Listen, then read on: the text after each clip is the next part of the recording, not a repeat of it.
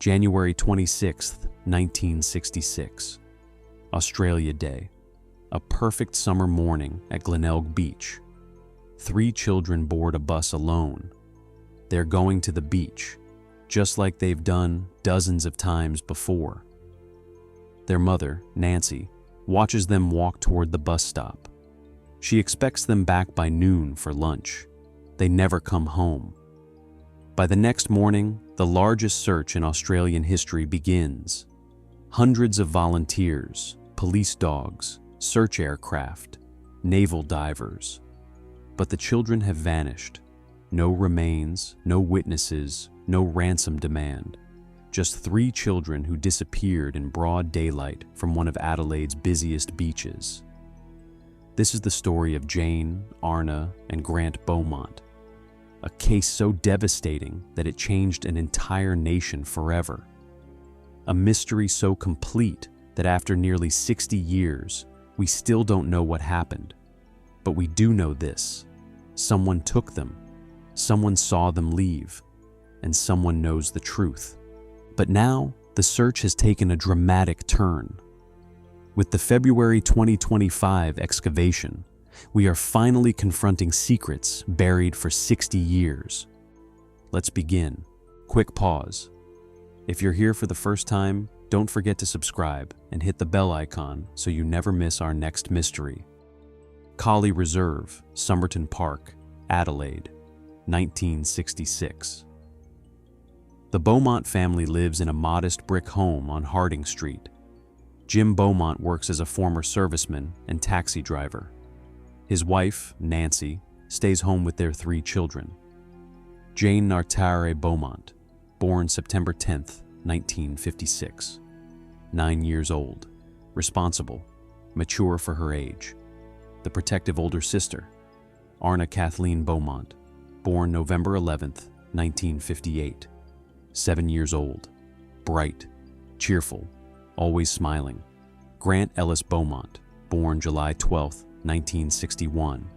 4 years old, energetic, curious, adores his older sisters. By all accounts, the Beaumonts are a typical Australian family, hardworking, close-knit, safe. Their neighborhood is quiet, tree-lined streets, friendly neighbors, the kind of place where children play outside until dark and parents don't worry.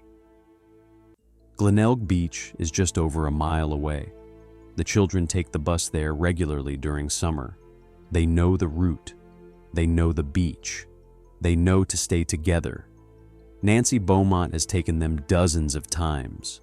She trusts Jane to watch her younger siblings, and Jane has never let her down. Until Australia Day, 1966. Wednesday morning, Australia Day. It's already warm by 8:30 a.m. The forecast calls for temperatures in the high 90s Fahrenheit. A perfect beach day. The Beaumont children ask their mother if they can go to Glenelg Beach. Nancy hesitates. It's a public holiday. The beach will be crowded. But the children have been before, many times. Jane is responsible. She'll watch Arna and Grant. Nancy agrees. She gives them specific instructions. Take the 10 a.m. bus to Glenelg. Stay together. Don't talk to strangers. Be home by noon for lunch. She gives Jane some money. Enough for bus fare, some pasties for lunch, and maybe ice cream. 6 shillings and 6pence. About $5 in today's currency. The children are excited. They pack their belongings into a large airline bag. Swimming costumes, towels, a change of clothes. Jim Beaumont had already left the day before on a business trip to Snowtown. At approximately 9:50 a.m., the children leave the house for the short 3-minute walk to the bus stop on the corner of Diagonal Road and Augusta Street. Nancy watches them from the house until they turn the corner, trusting her eldest daughter, Jane, to lead the way. The children wait. At 10 a.m., the bus arrives. Number 161 to Glenelg. The driver knows the Beaumont children. He's seen them before. They're polite, well-behaved. Jane, Arna, and Grant board the bus. The doors close, and the bus pulls away. This is the last confirmed sighting of all 3 children together by someone who knew them. It is a brief 5-minute bus ride to the coast. At 10:15 a.m., the bus arrives at Glenelg Beach. Glenelg is one of Adelaide's most popular beaches. Pristine sand, gentle waves, a long jetty stretching into the water. On Australia Day, it's packed. Families, teenagers, tourists, hundreds of people enjoying the holiday. The Beaumont Children get off the bus near Mosley Street. From here, it's a short walk to the beach. What happens next comes from witness statements collected by police in the days and weeks that followed. Multiple witnesses remember seeing 3 children matching the Beaumont Children's description that day. Around 10:30 a.m., the children are spotted at the beach near the Castalloy Reserve area. They're playing in the shallow water, building sandcastles, exactly what you'd expect. Around 11 a.m., witnesses report seeing the children playing with a tall, blond man. This detail will become crucial. The man is described as being in his mid-30s to early 40s. Tall, lean build, tanned, blonde hair, possibly sun-bleached. He's wearing dark swim trunks. Several witnesses notice him because he seems to be engaging with the children, playing games, tossing them in the water, laughing. One witness, a woman sunbathing nearby, later tells police she thought the man was the children's father. They seemed comfortable with him, happy.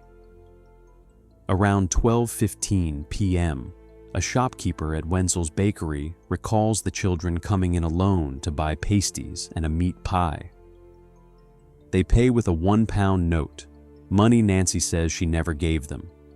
But here's what stands out. Jane Beaumont had money from her mother, enough for food. So why was this stranger buying them lunch? Around 12 noon, the children are seen playing near the changing rooms at Castalloy Reserve. They're still with the tall man.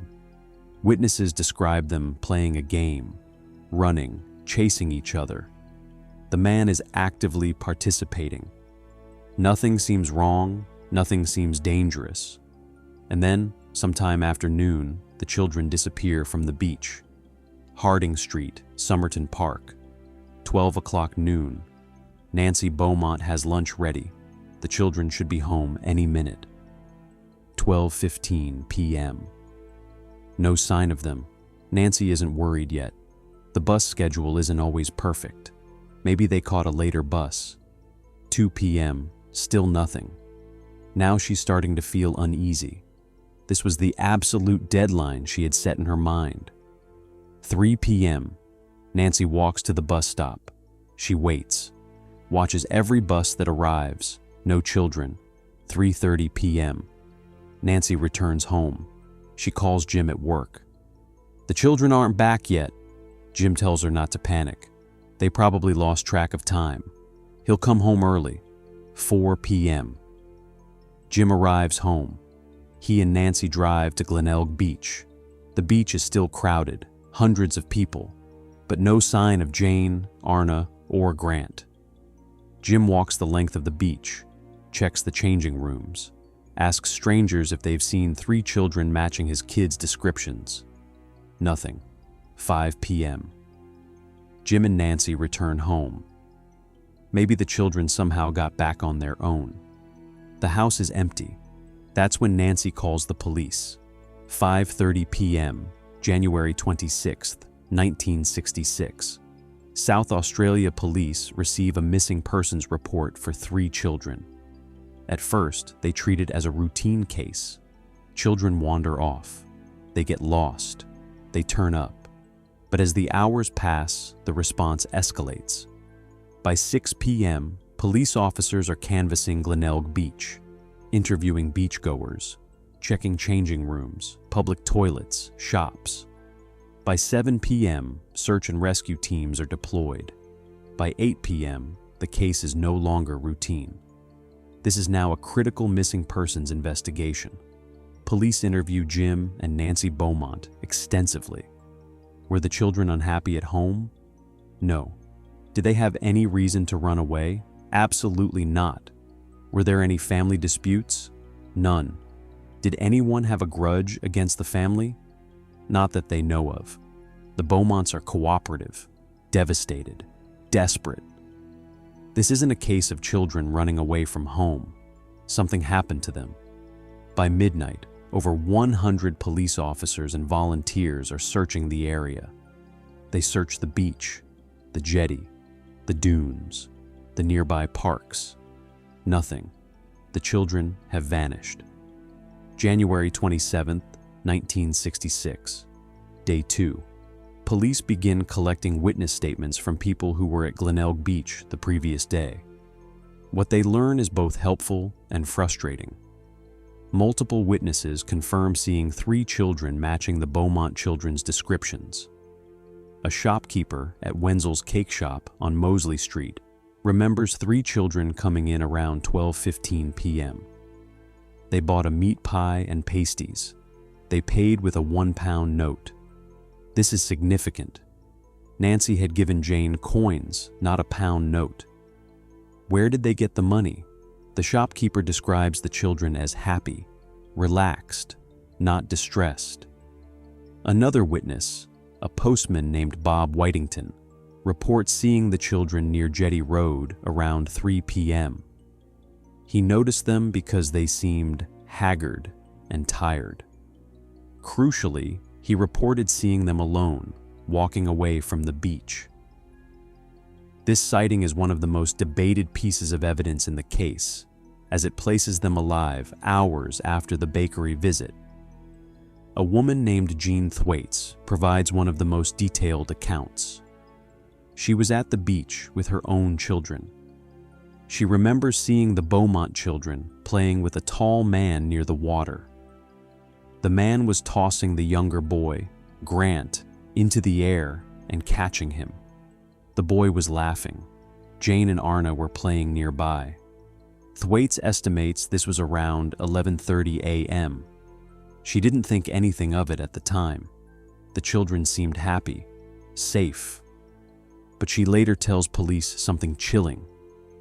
At one point, she saw the man walk away with the children toward the changing rooms. That was the last time she saw them. Another witness, an elderly man, reports seeing 3 children and a tall man walking away from the beach toward Jetty Road around 1 p.m. The children were carrying their airline bag. The man had his hand on one of the children's shoulders. They were heading away from the bus stop, away from home. This is the last unconfirmed sighting of the Beaumont children with the suspect. Let's establish what we know for certain. 10 a.m., Jane, Arna, and Grant board bus 161 to Glenelg. 10:15 a.m., the children arrive at Glenelg Beach. 10:30 a.m., they're seen playing in the water near Collie Reserve. 11 a.m. to 12 noon. Multiple witnesses see the children with a tall, blond man. He's playing with them, buying them food. They appear comfortable with him. 12:15 p.m. The children purchase food at Wenzel's using a pound note they shouldn't have had. 12:15 to 1 p.m. The children are seen near the changing rooms with the man. 1 p.m., a witness sees 3 children and a man walking toward Jetty Road, away from the beach. After 1 p.m., no confirmed sightings. The children were supposed to catch the 12 noon bus home. They didn't. They were supposed to be home by 12 noon for lunch. They never arrived. So what happened between 1 p.m. and 2 p.m.? January 27th to January 30th, 1966. The search for the Beaumont children becomes national news. Every major Australian newspaper runs the story. Radio stations broadcast appeals for information. Photographs of Jane, Arna, and Grant are plastered on front pages across the country. The search effort is massive. Police, Emergency services, military personnel, and thousands of volunteers comb every inch of Glenelg and the surrounding areas. They search the beach and shoreline, the jetty and surrounding waters, public toilets and changing rooms, stormwater drains, abandoned buildings, parks and reserves, private properties with owner permission. Naval divers search the waters off Glenelg Beach. Police dogs are brought in to track scents from the children's clothing, but due to the extreme heat and the massive holiday crowds, they are unable to find a trail. Helicopters scan the area from above. Nothing. No clothing, no personal belongings, no airline bag, no trace. It's as if the children simply evaporated. By late January, police focused their investigation on one critical lead: the tall, blond man seen with the children. A police sketch artist works with witnesses to create a composite drawing. The description: male, mid-30s to early 40s. Height: approximately 6 feet, or 183 centimeters. Build: lean, athletic. Hair: blonde, possibly sun-bleached. Complexion: tanned. Clothing: dark swim trunks on the day in question. The composite is distributed widely. It appears in newspapers, on television, in shop windows. Thousands of tips pour in.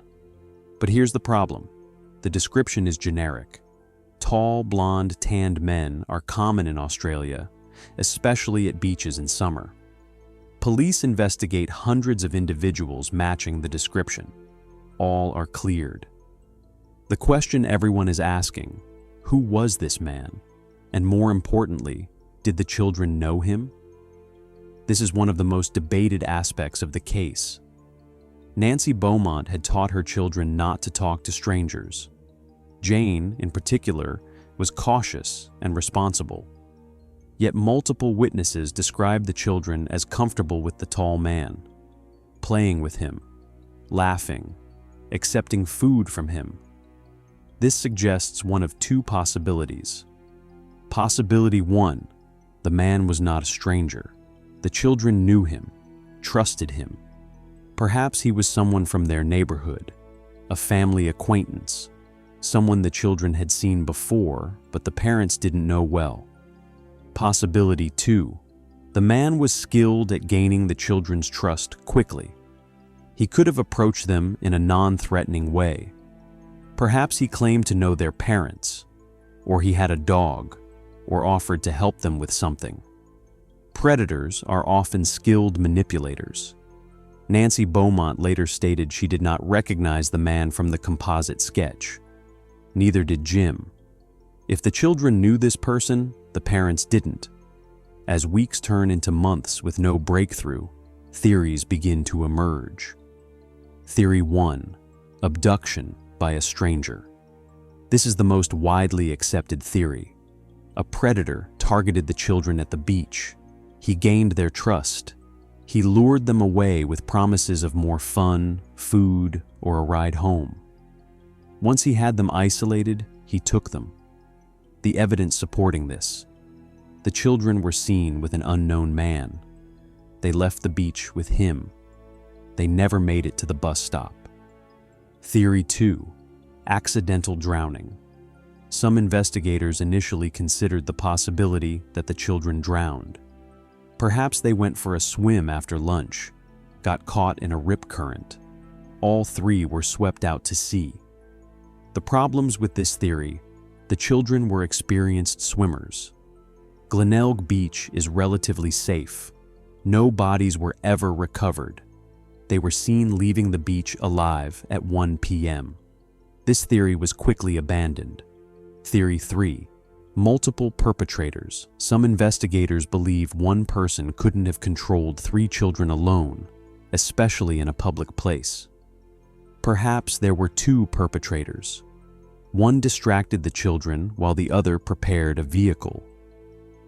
The problems with this theory: no witnesses report seeing a second person. The children appeared to go willingly with one man. Theory 4, someone known to the family. This theory suggests the children were taken by someone they knew and trusted, perhaps a family friend, a neighbor, someone who had been grooming the children over time. The evidence for this: the children's comfort with the man. No signs of struggle or distress. The problems: no one in the family's circle was ever identified as a suspect. Police investigated everyone the Beaumonts knew. In the weeks following the disappearance, Jim and Nancy Beaumont received dozens of letters. Some are supportive, messages of hope from strangers across Australia.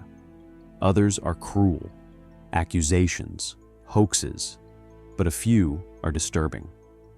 One letter, received in 1968, claims to be from the person who took the children.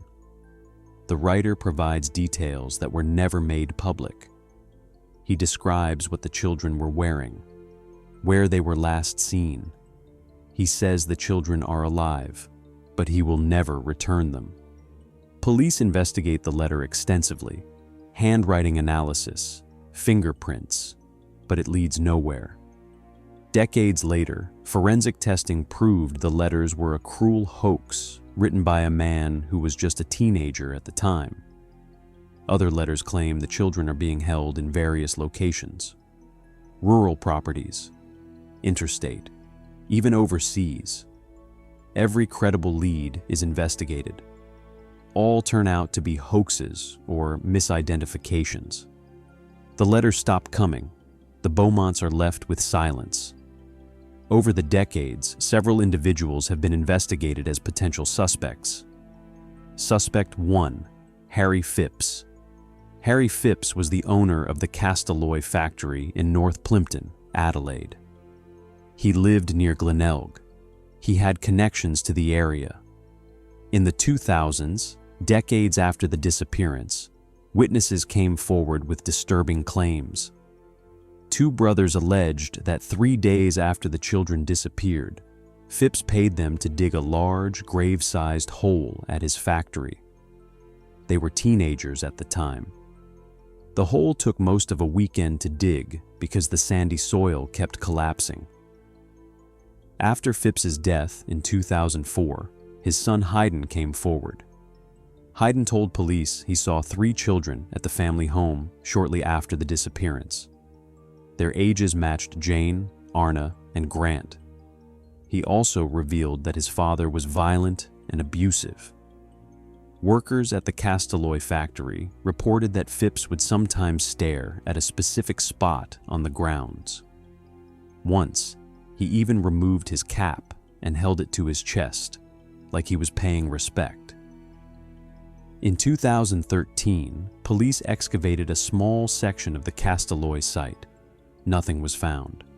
In 2018, a second excavation was conducted. Again, nothing. In February 2024, a third privately funded excavation took place, using advanced forensic archaeology techniques. Despite finding evidence of the hole the brothers described, no human remains were discovered. Phipps was never charged, but he remains a primary suspect in the case. Suspect 2, Bevan Spencer von Einem, is a convicted offender currently serving a life sentence for the brutal passing of 15-year-old Richard Kelvin in 1983. He's also suspected in the disappearances and deaths of several other young people in South Australia, cases collectively known as the family murders. Some investigators believe von Einem may have been involved in the Beaumont case. The timeline fits. He would have been in his early 20s in 1966. He had connections to the Glenelg area. However, von Einem has never been formally linked to the Beaumont children, and he doesn't match the description of the tall, blond man. Suspect 3, Derek Percy. Derek Percy was a diagnosed offender and convicted individual responsible for the passing of 12-year-old Yvonne Tuohy in 1969. He's also a suspect in multiple unsolved child disappearances across Australia during the 1960s and 70s. Percy was in the Australian Navy and had access to various locations around the time of the Beaumont disappearance. In 1966, he was stationed in Adelaide on the HMAS Cerberus. Police questioned Percy multiple times about the Beaumont children. He denied involvement. Percy passed away in 2013 without ever being charged. Suspect 4, Arthur Stanley Brown. In 1998, a former acquaintance of Brown came forward with a chilling claim. He alleged that Brown had confessed to taking the Beaumont children in 1966. According to the witness, Brown said he buried the children at a site in Adelaide's north. Police excavated the location. Nothing was found. Brown passed away in 2002. He was never charged. In November 1966, 10 months after the disappearance, Jim and Nancy Beaumont were contacted by a Dutch parapsychologist named Gerard Croiset. Croiset claimed to have psychic abilities. He had reportedly assisted police in Europe with missing persons cases. He offered to help find the Beaumont children. Desperate for answers, Jim Beaumont agreed. Croiset arrived in Australia in November 1966. He provided specific details.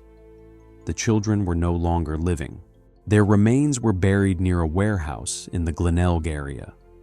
He described the building, the surroundings, even drew a map.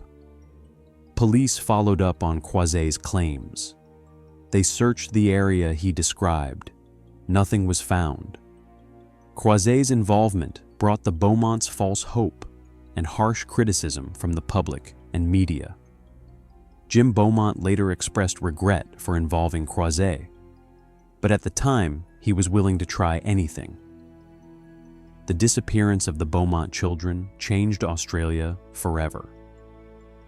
Before January 26, 1966, Australian children enjoyed a level of freedom that's hard to imagine today. They played outside unsupervised. They walked to school alone. They took buses to the beach. Parents trusted their communities. Neighbors looked out for each other. But the Beaumont case shattered that trust. Suddenly, every stranger was a potential threat. Parents became protective. Children were no longer allowed to roam freely. The case introduced Australians to a terrifying reality. Your children could disappear in broad daylight, in a crowded public place, and never be found. The term stranger danger entered the national vocabulary. Schools began teaching children about safety. Police ran awareness campaigns. The innocence of an era ended on Glenelg Beach. The Beaumont case was not an isolated incident. In the years that followed, several other children disappeared in South Australia under similar circumstances. August 25, 1973. Joanne Ratcliffe and Kirsta Gordon Joanne, age 11, and Kirsta, age 4, disappeared from Adelaide Oval during a football match. They were last seen with a tall, thin man with long blonde hair. Their cases remain unsolved. July 1st, 1979.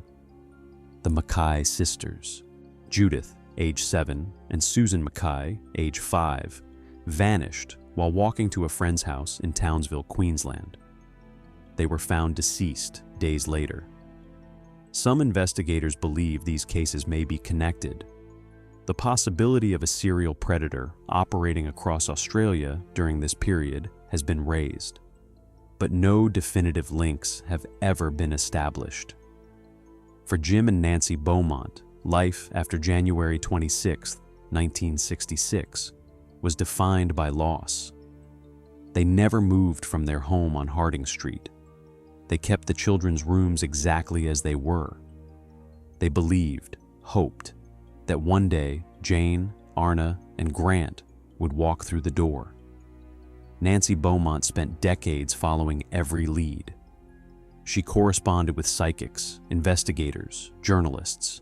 She appeared on television programs, gave interviews, pleaded for information. Jim, more private, carried his grief quietly. He continued working. He tried to maintain normalcy, but the pain never left. In the years after the disappearance, Jim and Nancy separated, though they never divorced. Nancy moved to a nursing home in her later years, but the shadow of January 26, 1966, never lifted. Nancy Beaumont passed away in September 2019 at the age of 92. Jim Beaumont passed away in April 2023 at the age of 97. He died without ever knowing what happened to his children. In her final years, she still held out hope that the case would be solved. It never was. The Beaumont case has never been officially closed. South Australia police maintain an active investigation. They continue to follow leads, re-interview witnesses, and use modern forensic techniques. But it's the private investigations, driven by determination and new technology, that have kept the search alive. And in February 2025, that search reached a critical moment. To understand the 2025 excavation, we need to go back to 2004. Harry Phipps passes away. For decades, Phipps had been a person of interest in the Beaumont case, though he was never charged.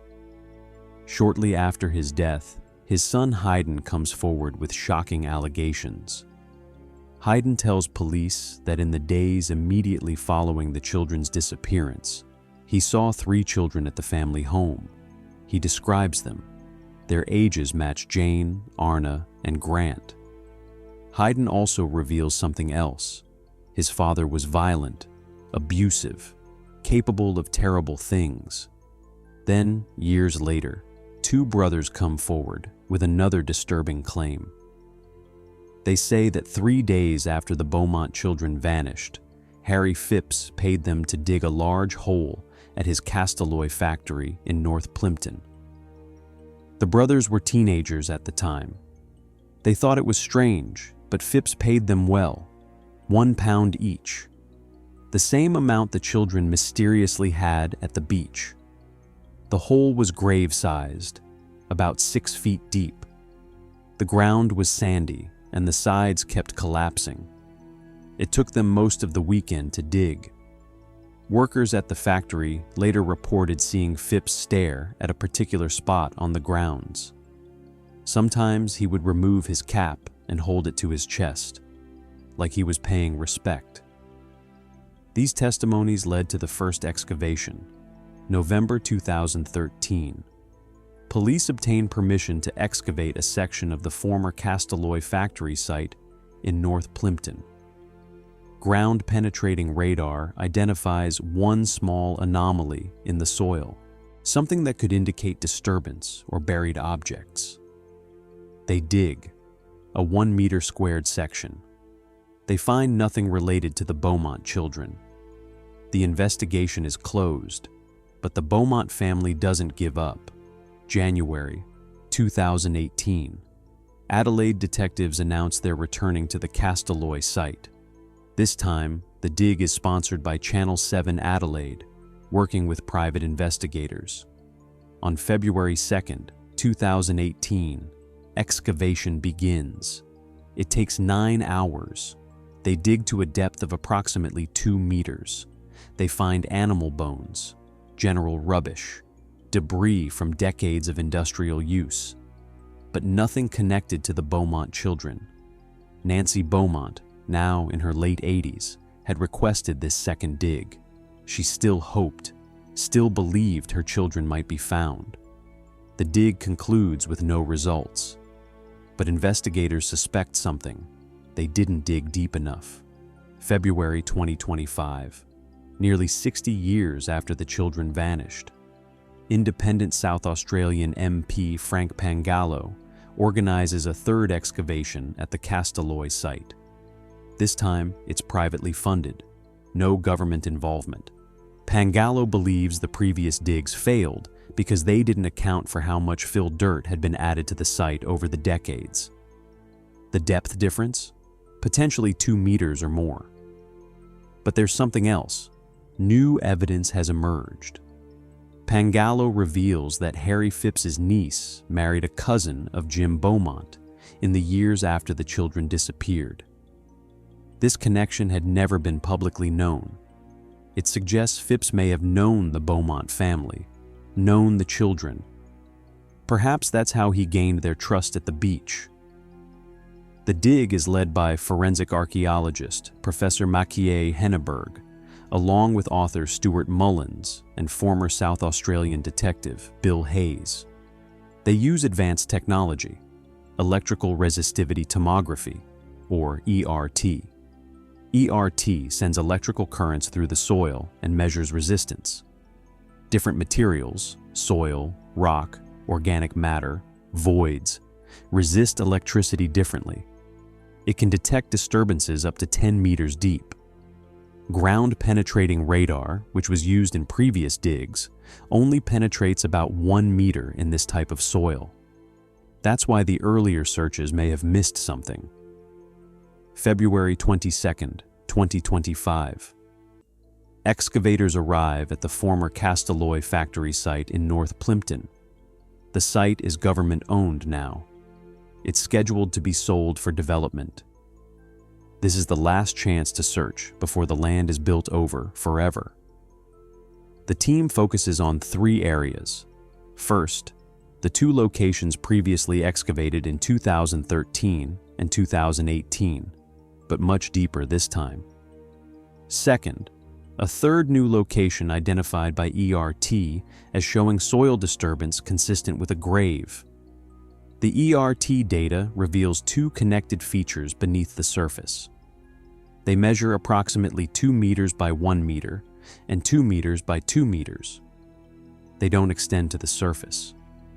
They appear to start beneath a thin layer of fill, soil that was added after the hole was dug. Exactly what you'd expect if someone buried something in 1966, and then the factory added fill dirt over the years. The excavation begins. Over the next 7 days, more than 3,000 cubic meters of soil are removed. In some areas, they dig down 4 meters. The 2 brothers who originally dug the hole in 1966, now elderly men, arrive at the site to help identify the location. Professor Henneberg works meticulously. This is forensic archaeology. Every shovel of dirt is examined, every layer documented. In late February 2025, Henneberg identifies a pit, 2 meters long, 2 meters deep, exactly where the ERT indicated. He excavates carefully with a shovel and trowel, looking for any sign of human remains. Bone fragments, fabric, anything. The nation watches. This could be it. After 60 years, the Beaumont children might finally be found. March 2025. Frank Pangallo makes an announcement. The search has concluded. They found the pit. They found soil disturbance exactly where witnesses said a grave-sized hole was dug in 1966. But they did not find the Beaumont children. The excavation revealed animal bones, industrial debris, fragments of metal and concrete. No human remains. Pangallo tells the media that while the search was unsuccessful, they can now rule out this site once and for all. He also mentions receiving significant information from extremely credible people during the dig, but he doesn't elaborate. South Australia police, who monitored the dig but did not participate, issue a statement. They say the private search was following a theory that Sapol believes is not supported by evidence and available information. They remain skeptical. But for the Beaumont family and the thousands of Australians who have followed this case for decades, the 2025 excavation represents something important. It represents the refusal to give up, the determination to find answers, no matter how much time has passed. Nancy Beaumont passed away in 2019. Jim Beaumont passed away in 2023. They died without ever knowing what happened to their children. But their memory, and the memory of Jane, Arna, and Grant, lives on in every person who refuses to let this case fade into history.